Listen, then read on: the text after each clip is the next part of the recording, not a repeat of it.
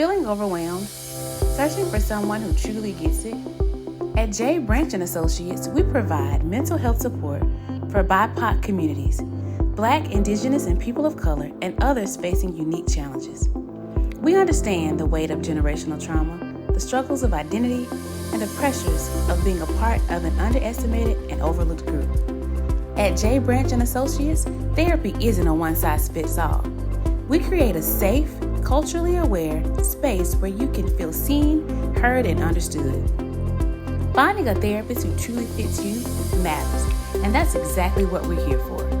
Our team of highly trained licensed therapists bring compassion, empathy, and real-world experience to help you on your journey to healing and growth.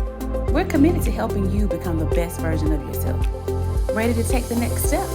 Visit us at www.drjbranch.com for more information, or call or text 404-436-2540 to schedule your free 15-minute consultation. You can also book your first session today. Thank you for choosing J. Branch and Associates, therapists of color providing exceptional care to BIPOC communities, quality service, exceptional care from authentic professionals. Three parallels. Yeah.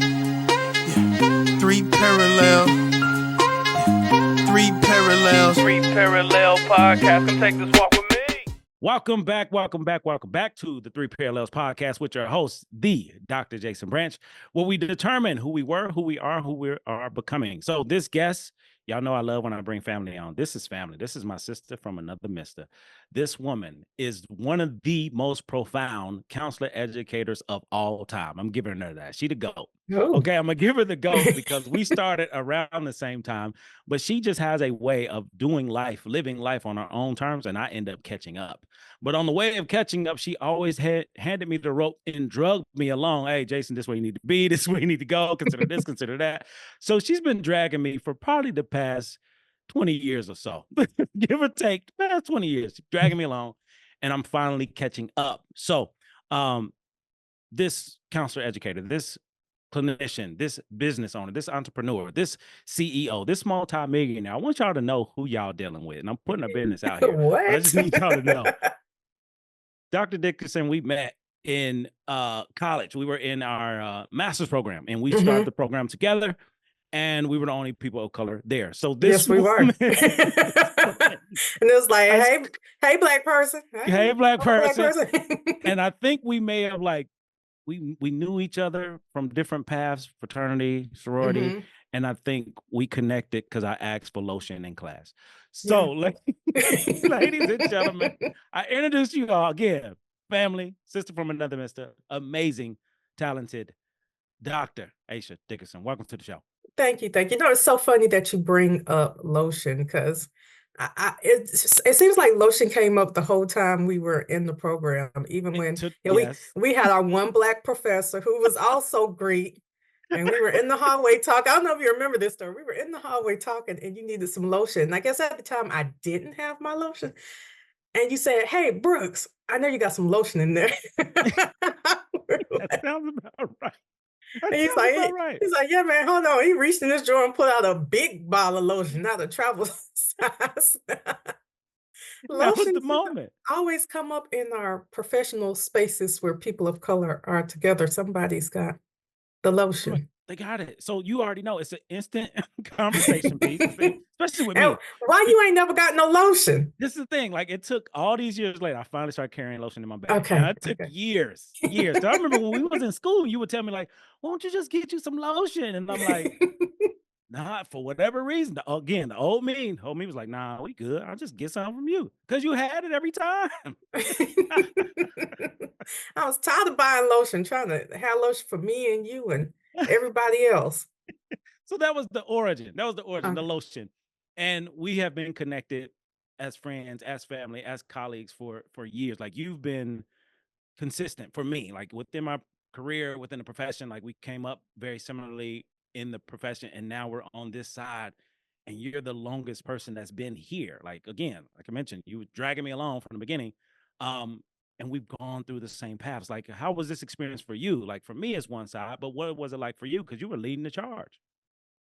That's a difficult question. I'm not sure exactly what you're asking. So I'll say that it hit me, this was just a couple of weeks ago, that I'm old in the field. I am not old, Come on. but in the field, I'm old. Like I'm about to be a full professor. And so I was just talking to someone else about how people become associate professors and they're like, okay, I got tenure. That's all I want to do, not be fired. And I'm like, really? Like, we're not moving towards full professor? And then other people are like, you are about to be a full professor. You just turned 40. Look, I got goals to reach. I'm just trying to make as much money as possible before I retire in what I hope is another 10 years. I don't want to be working forever. I want to kick it while I can still wear my stomach out. I don't want to kick it when I have to put on Spanx. You starting already. You starting already. And I love it.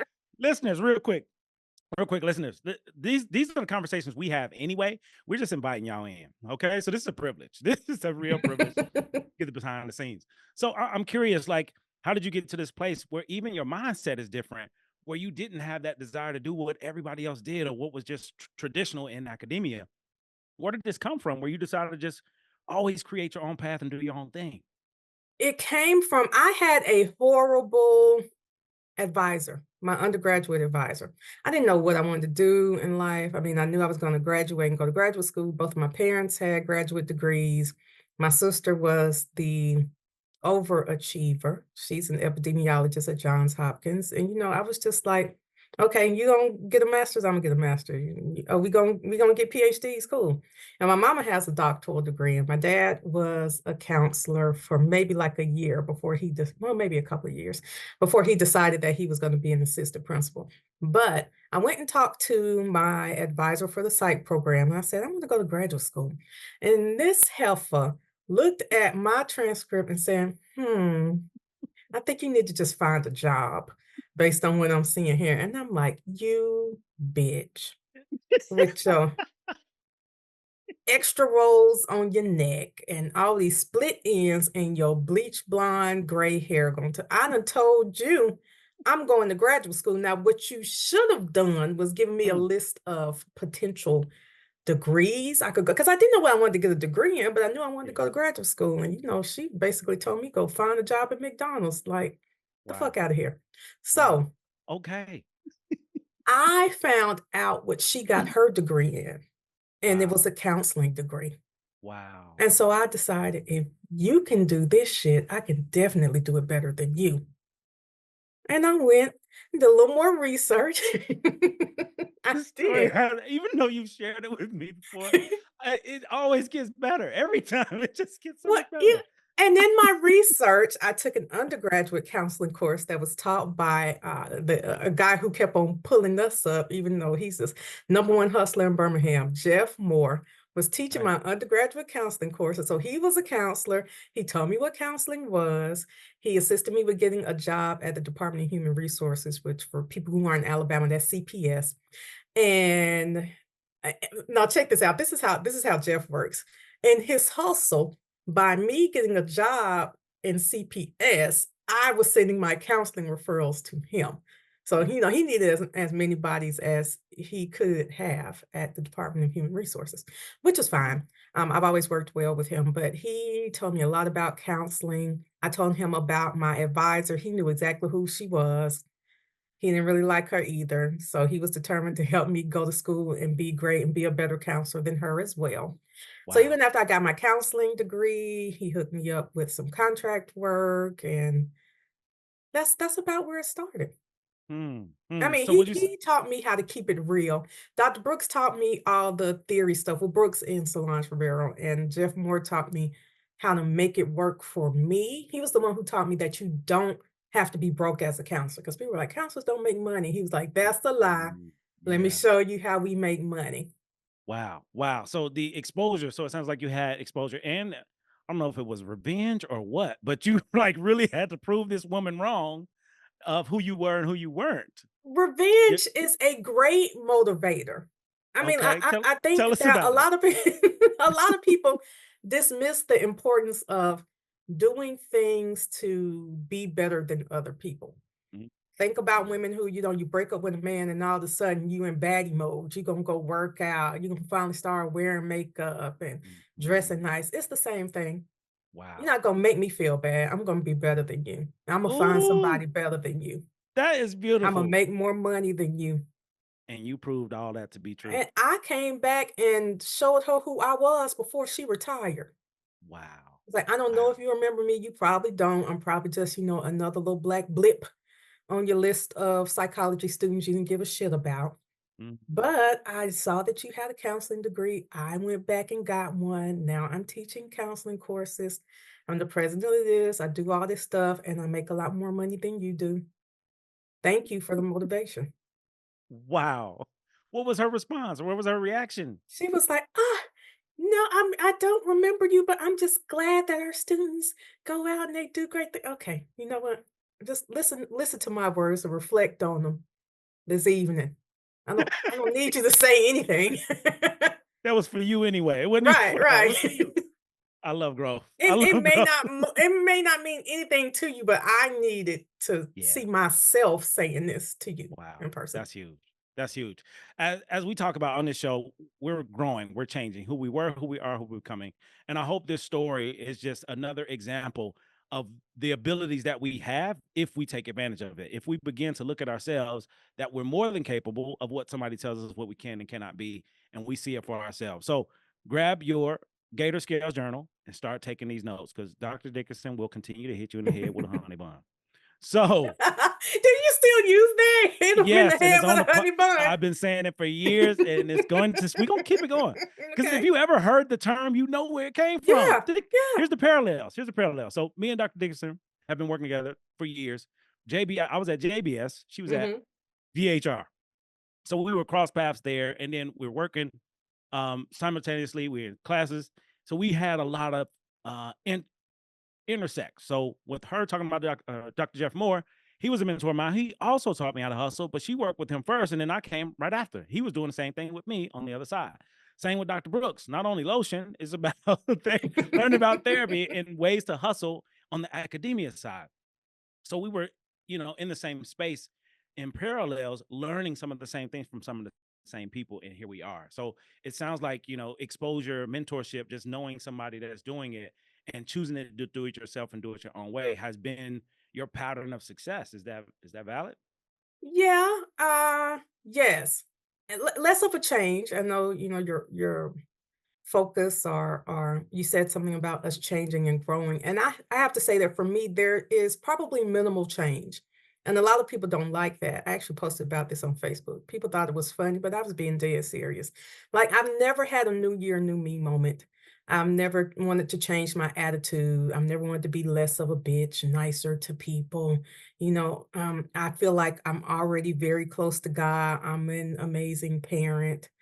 And I mean, my goals are always to be better at what I'm already pretty good at. Ooh, that's a quote.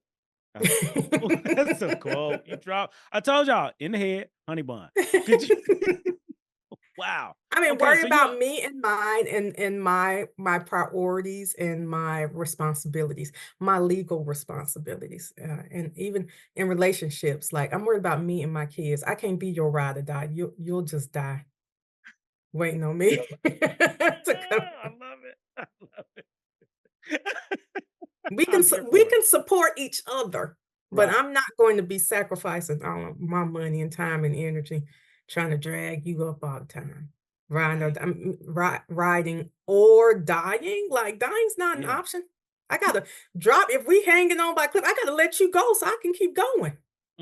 So it sounds like you've had some experiences with carrying dead weight. Oh yeah. Not for long. So you learn how not to carry it. I learned that lesson quickly. Okay, you want to share more? Yeah, just orange flags is what I like to call them. And this is romantic relationships, friendships, work relationships. Look out for the orange flags. Everybody, red flag, green flag, red flag. What about the yellow and the orange flags? Let's make a decision before I get to the point where I want to ruin your life. We don't have to get that far. Wow. That escalated pretty quickly. That is a place where I've grown, because young Aisha in her 20s was a physical fighter. And these days, I mean, I'm not about to fit. Now, I work out a lot, but I'm not trying to ruin faces. If I come after you, your face is going to be the least of your worries. Listen, we talking about growth. This is growth, y'all. That's growth. This is growth. I want you to be able to keep your face okay. Now. This is growth. So I am curious, switching for a bit. Like you're getting this information about the hustler, you know, how to hustle in the profession and go further. Like you didn't just stop at the master's, like you kept going. And even after the PhD, you kept going. So how did you develop this sense of, I want to do more. It's out there. Why not? Let me try it. And not just, you didn't just do it.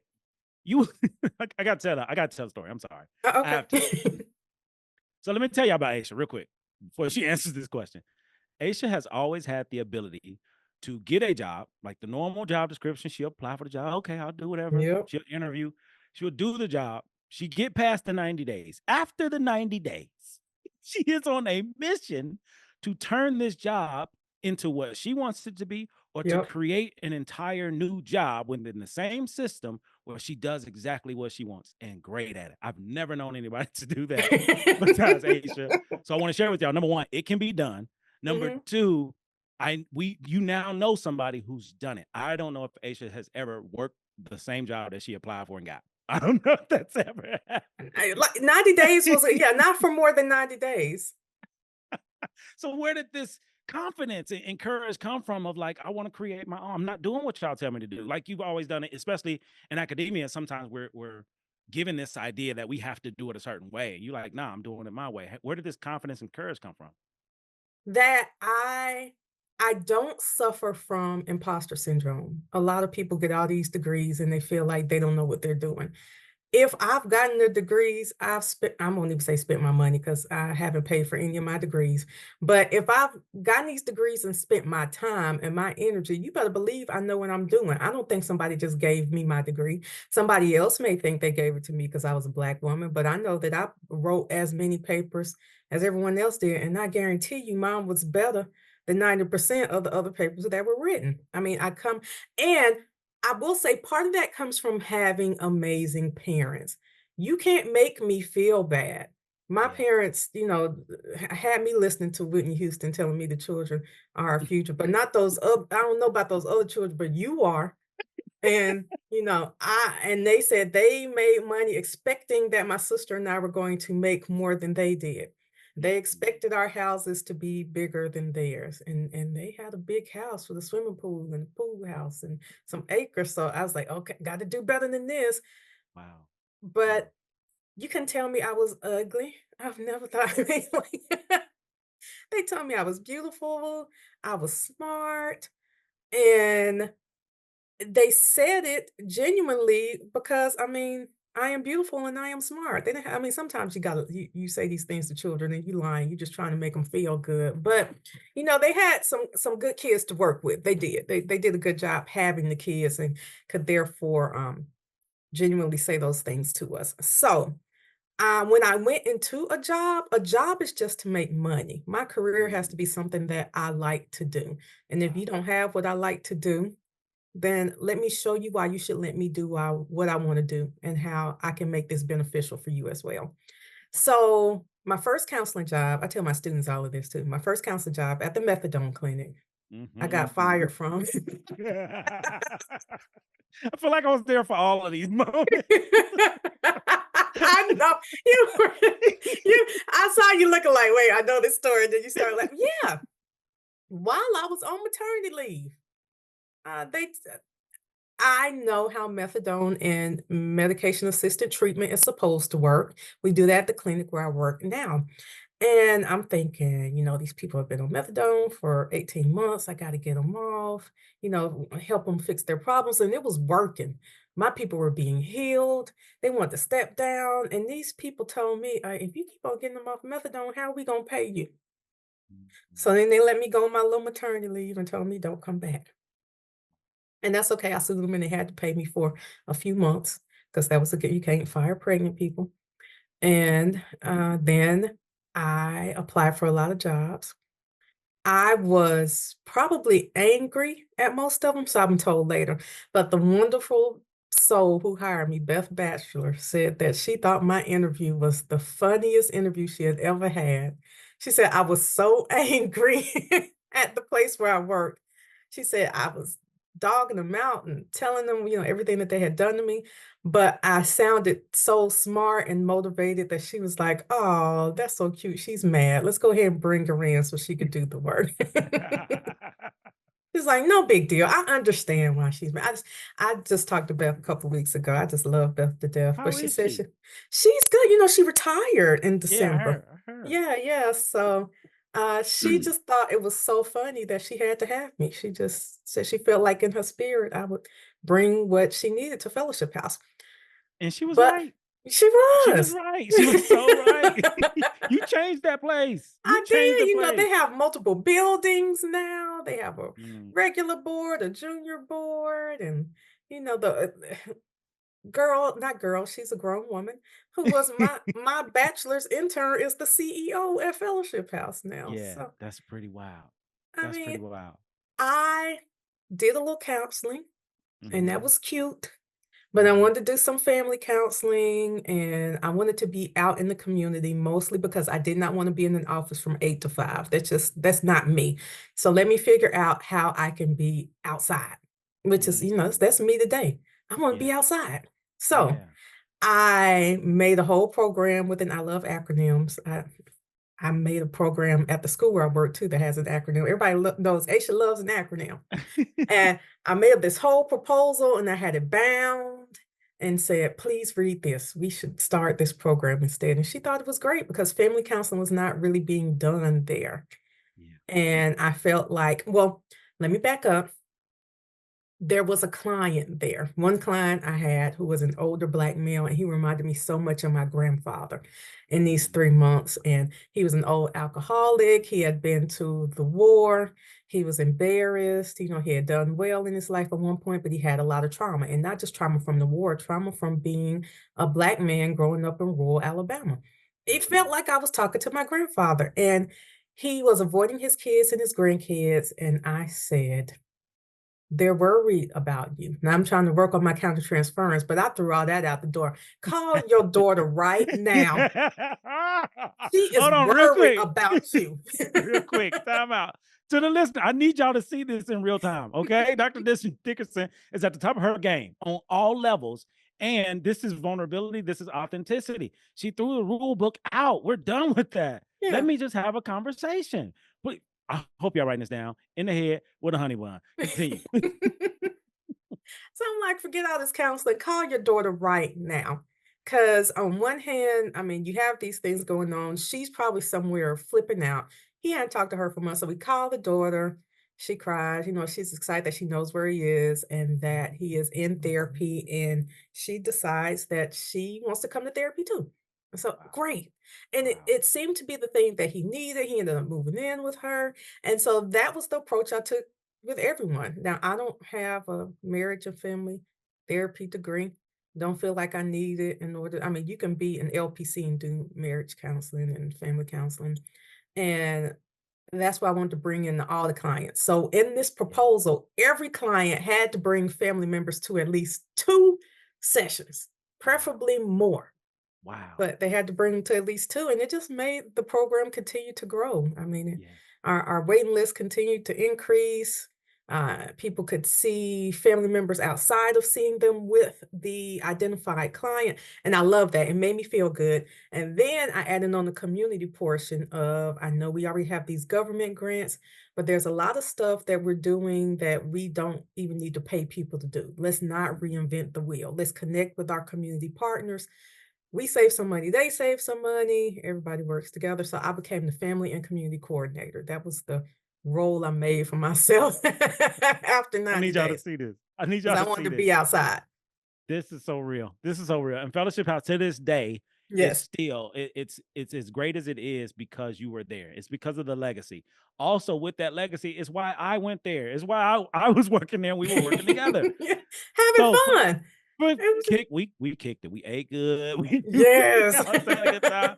And this is the thing. Again, I share with you all, Aisha has been dragging me along the way because in spaces that she's in, she's like, Jason, this is a good spot for you. Come over here. And I'm like, nah, I'm gonna do this over there. And she's like, all right, cool. Whenever you get finished, come over here. When you get tired of that. When you get tired of that, come holler at your girl. It was kind of like Suge Knight in the most nicest professional way possible. It was Suge Knight. So I ended up going to Fellowship House because you were there and you created this space. And Beth was like, oh, you connected with Aisha, you good, young guy, we need blah, blah, blah. And next thing you know, I'm there and we're working together and kicking it in the upper putt hut for those who know. Right. And just laughing like we had fun. It was a tough job. It was a rough job. I mean, I don't recommend it for everybody because it's not for everybody. It takes a special person. It does. It was for us at the time. And I feel like it really shaped us in a way because of the clients that we were working with. Like you created a whole program that enhanced this company. Like they wouldn't have had that without you. And then to go from there to, I think I'm gonna go get a PhD now. I'm gonna go do that. Yeah. So you've always had a way of doing things and making your own way. So just curious, transitioning, how did you transition to, I'm doing the community work, I'm building this family stuff, I'm doing the therapy stuff. I want to do more. I want to go further. I want to get this PhD in Auburn. Like, why Auburn? What's the story there? So I have to give a part of the credit back to Beth again, and that I was seeing clients and I was supervising a couple of interns because for the family part, a lot of people just didn't want to see families, but we had some marriage and family interns who were coming in. And she said, you are a good therapist, but you're a much better supervisor. How about you just stop seeing clients altogether and just supervise the counselors and the interns? And I was like, bet. I'm tired of hearing people's problems anyway. I mean, absolutely. I was like, thank you for seeing that in me and maybe feeling what I was feeling, which was that I've talked to enough people for a minute. And these interns, y'all, we had some good ones, but some of them were so malnourished when it came to information in the counseling field. That's the best way I can say it. I love the way you said that. We add that to the list, y'all. Malnourished. Tell us about these malnourished interns.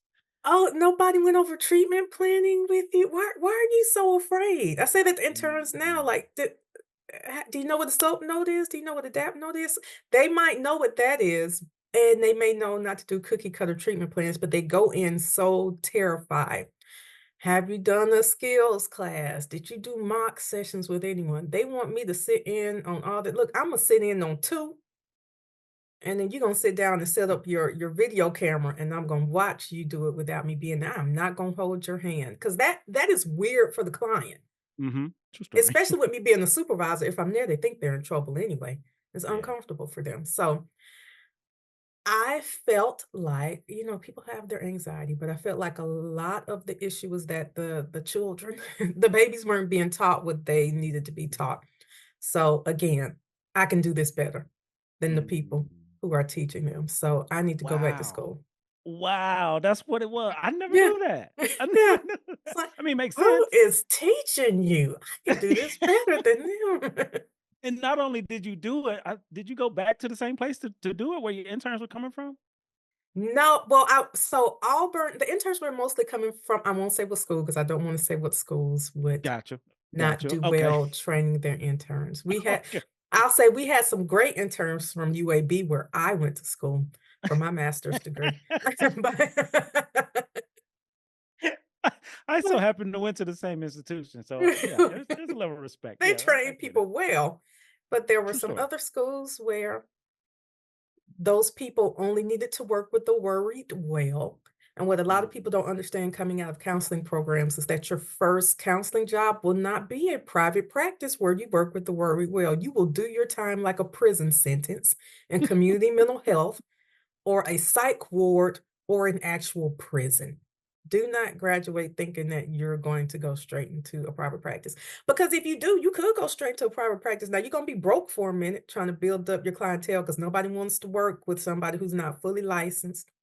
They don't want to work with you like you think they do just because you care. Just because you care about people, they're going to want to work with you. Get out of here. So I say all that to say, I went to Auburn for my PhD. I applied to I I only applied to Auburn. Okay, so let's talk about that. I Yes. had no intent of going to Alabama. And that was only because I was born and raised in Alabama, and at the age of 2, you have to choose a team, Auburn or Yes. Alabama. And I Real had quick. already Real quick. So for the listeners, because we got people all over the country, Alabama and Auburn, she's talking about the rivalry between these two schools. Personally, professionally, athletes, sports, you name it. The rivalry is, I thought Ohio State Michigan rivalry was big. That's peanuts compared to this, because people literally every year lose their lives over a football game once a year. Iron Bowl weekend, prepare. The news Monday morning, somebody has died over the game. True story. We're not making this up. Crazy.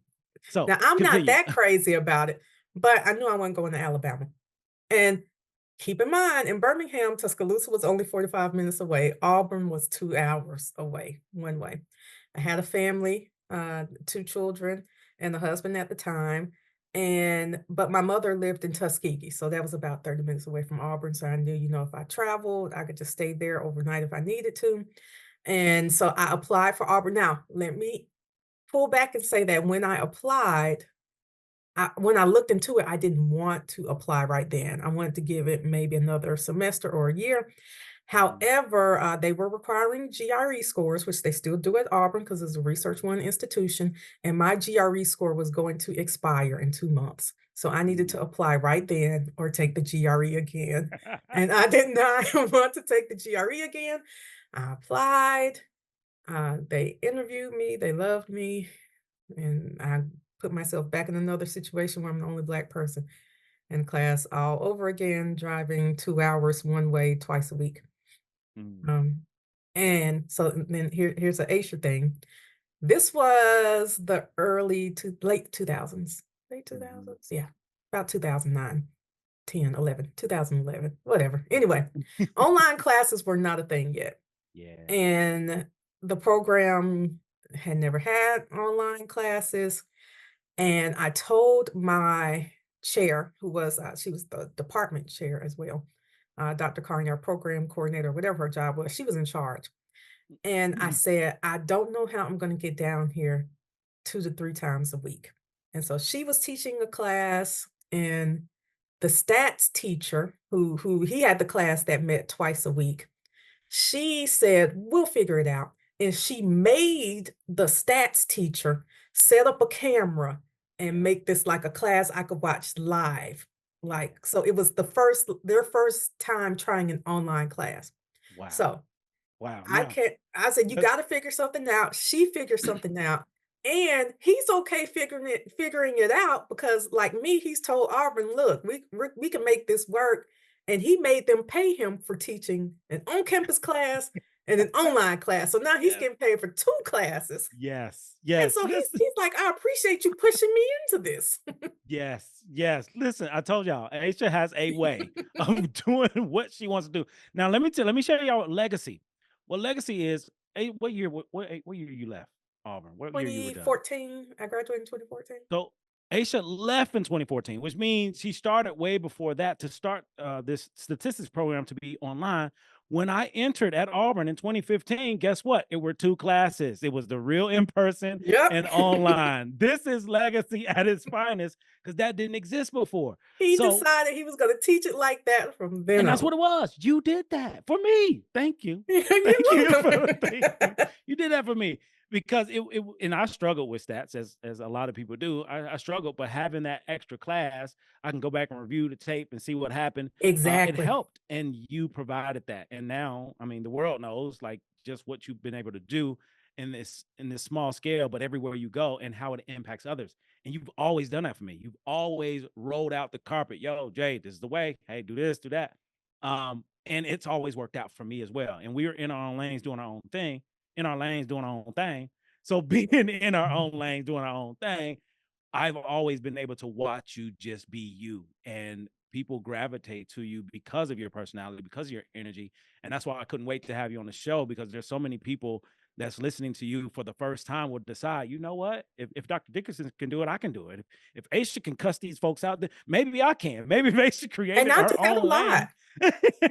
lot. Maybe I can. So I don't think we recognize like who we are, how it impacts others, because others haven't been given permission to live the life that we live, and how that impacts everybody by just being who you are authentically.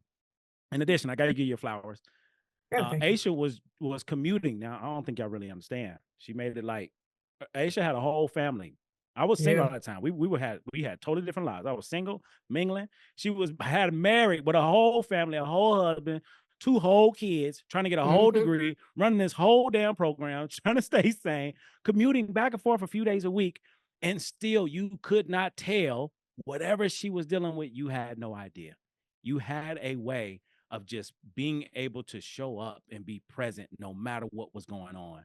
And I always valued that. I always respected it, and I always admired it, because I was single with nothing and I struggled and I lived on campus. So for you to be able to do that on a professional aspect, my hat goes off to you. My heart goes out to you, because you did it. And to me, that eliminated a lot of excuses that people made about doc programs. You eliminated all of them, because any student that I work with that didn't have a quarter of what you were dealing with, I made you an example. Well, I got a colleague right now. I got a friend right now who's doing all these things. You ain't got nothing but a dog at the house. Listen, you can go get that PhD and hush. Well, and I have to give my friends credit for help there. Not the person I was married to at the time, because he was so sorry that I had to rely on my friends. But my best friend, who she was working with us at Fellowship House too, Rashada she would go get my kids. She would keep my kids until I got home. I show up at home, where's their daddy? Don't nobody know. That's okay. Good thing I got my other best friend, Centrice, and she was in nursing school at the time, but she would try to set up her classes to be on nights that I didn't have classes in case she needed to do. And so another thing to keep in mind is that I had my first child when I was finishing my bachelor's degree. And when I went to get my master's, my sister was getting her master's too. And she would always set up her schedule on days I didn't have classes. So if I had classes on Mondays and Wednesdays, she have classes on Tuesdays and Thursdays. So I definitely have to give a lot of credit to my village for being able to do that. And, everybody gets Mother's Day, Easter, Christmas gifts to this day. But yeah, I wanted to make sure I gave them my sisterhood. The village. Shout out to the village. Yes, shout out to the village. If y'all don't have a village, this is your time to create one, to build one. Sometimes, and if nobody wants to be your friend, you need to go to therapy and figure out why nobody wants to be around you and why you can't build a village. Bars. Bars. Everybody can't be the problem. Ooh, come on now. Listen, the guests on this show may step on your toes. Okay, it's gonna hurt your feelings. It's gonna hurt your feelings. All right. So next piece, I want to get into these. There's 2 monumental moments during our era. I'm gonna speak for that are memorable moments. 9/11 happens to be one of those moments where you remember where you were. You and I have a very significant moment in our career that you have to share the story, because it always come from me. Now I want the listeners to hear from you. This story of our moment where something happened, we'll never forget it. If you don't mind sharing that story. Yes. Okay. So, and this is a good day to share it, because for those of you who have not scrolled through social media, the legendary Tito Jackson died. I don't know if it was last night or today, but it was recently. So Jason and I were in a class. What class was it? May have been like a stats or something class. It doesn't matter. It might have been ethics, because I remember the professor. Maybe ethics. Okay, and she always taught ethics, so you're probably right. All right. So again, no names needed at this time. No. But it was an ethics class, and we were the only Black people in the class, like usual.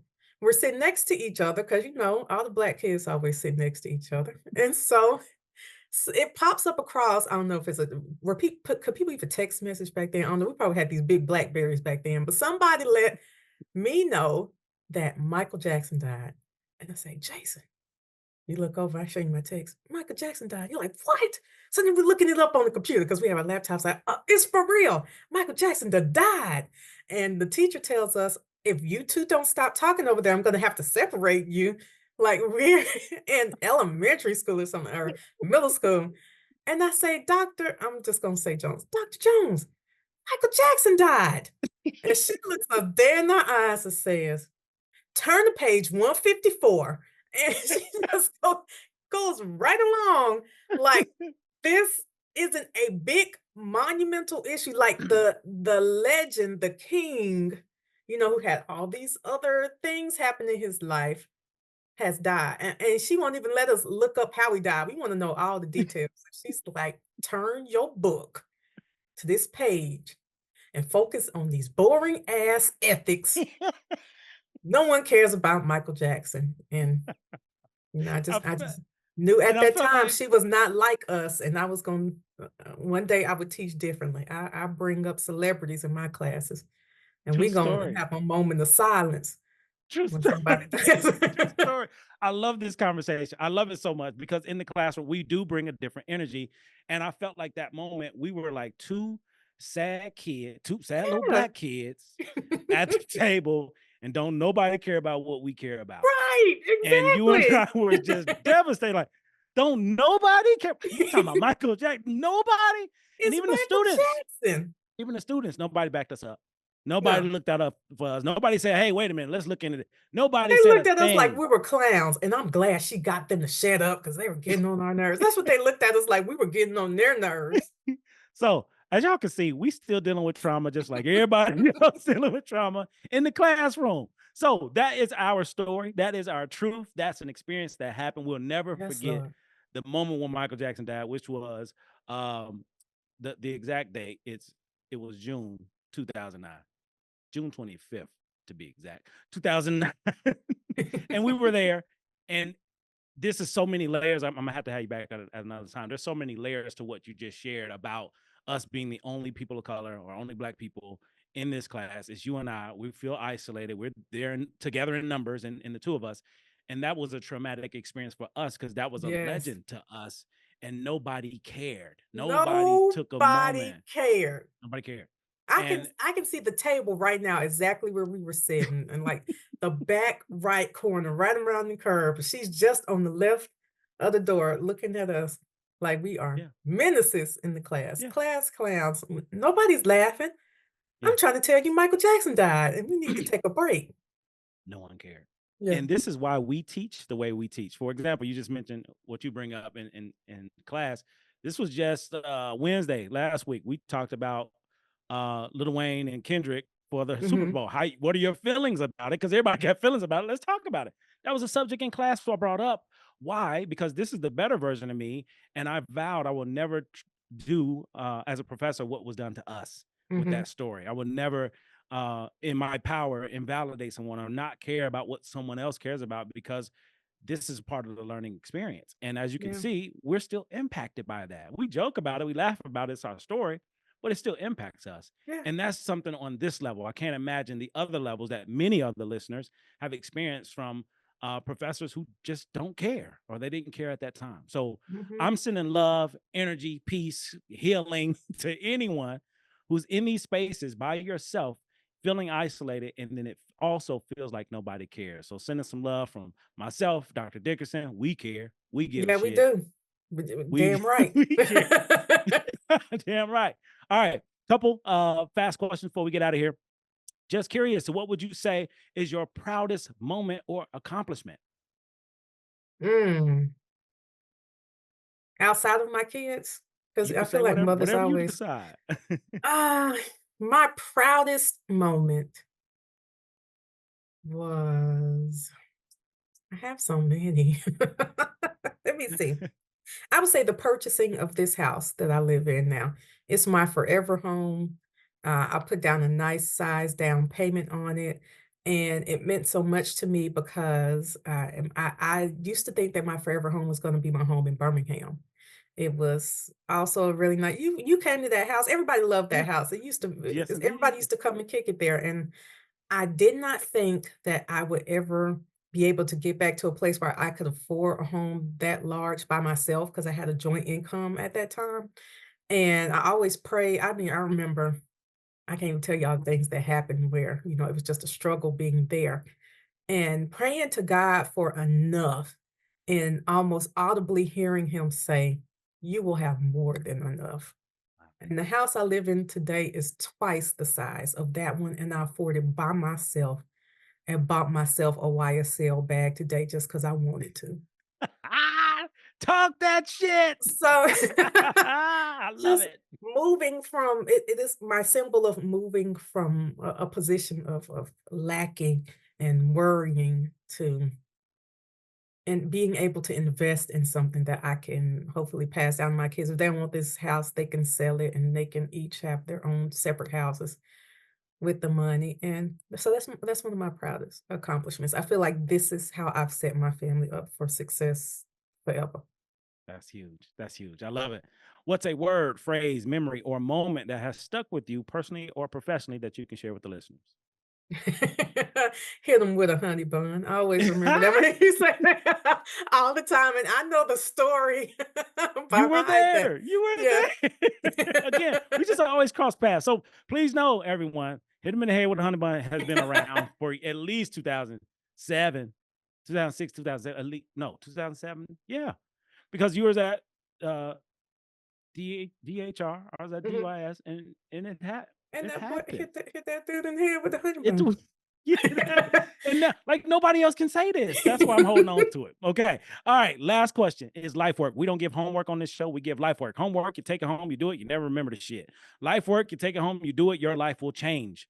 So to the audience, if you could offer a keepsake or something that you want to share with them to help them decide, I'm going to use this information to help me change my life, what would that be? Remember who you are. And if who you're remembering is not someone you want to be, then change who you are. There's nothing wrong with changing who you are. Whenever I get down or I feel like I'm not doing well, I remember that I am Aisha Dickerson. Beth gave me that name too. I was so down one day and she said, "You are Aisha." And at the time I had a different last name.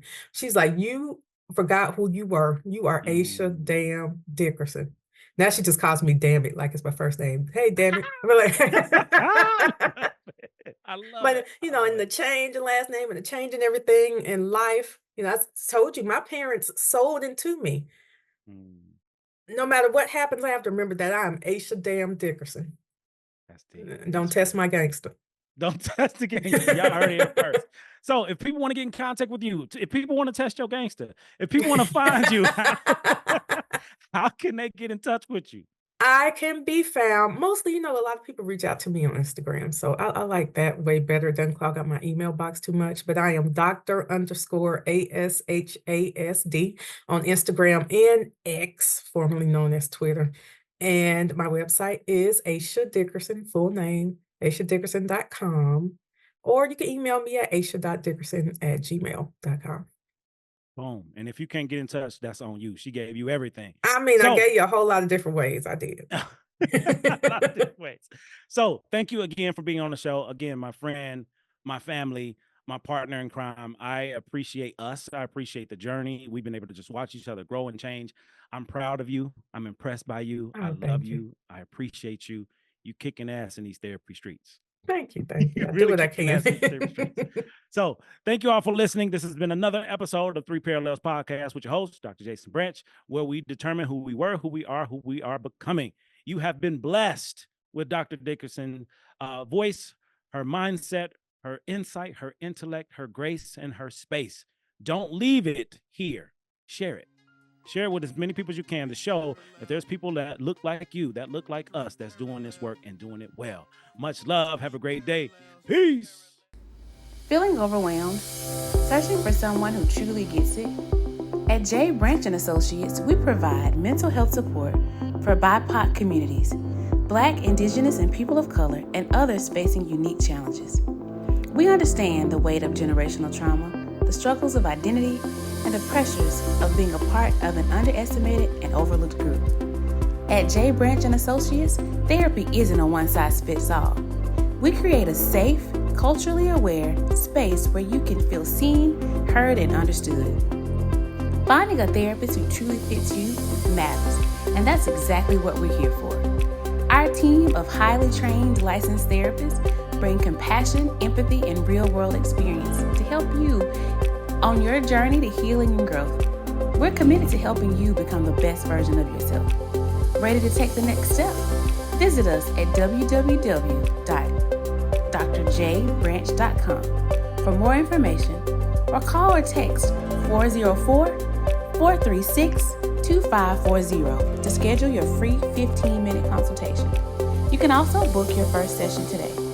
Thank you for choosing J. Branch and Associates, therapists of color providing exceptional care to BIPOC communities, quality service, exceptional care from authentic professionals.